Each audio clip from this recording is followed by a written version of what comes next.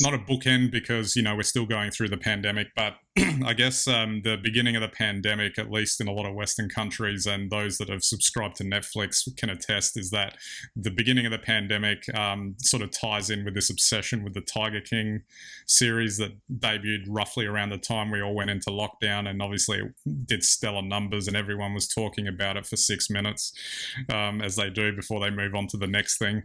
And there's this story now that Tiger King 2 is coming by the end of 2021.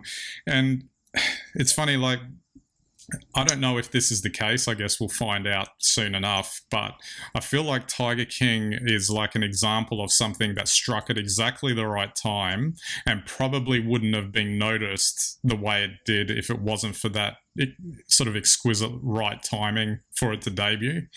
We were going through a bit of a nutty shock with the beginning of the pandemic, and this was the right amount of nuts to watch while we're sitting there not able to go outside. So I don't know maybe it'll do good. It'd probably do good just because Netflix puts it on there, but I don't know.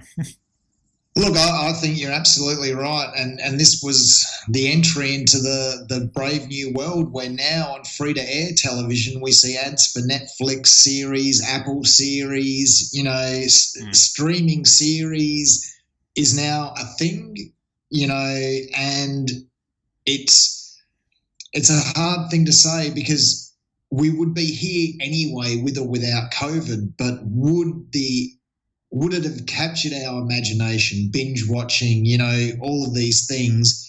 Binging existed before, but now it's something that seems to have taken on a new dimension because of COVID and the lockdown. So to me, it's fascinating, but I agree with you. It's just simply, it was the gateway in.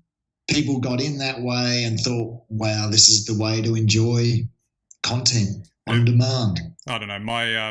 My personal view is that it feels like yesterday's news. The story there. I mean, it's still fascinating, but I don't know. Give them another go and see what it's like.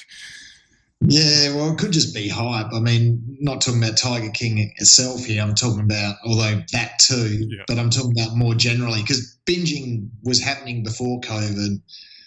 These series were being planned before COVID, but it seems now that it's created a whole new marketing strategy for offline content. Yeah. So, and we perceive it differently, as if it's something special, as if it's something good because we're locked down. I think whereas before it was just content, wasn't it?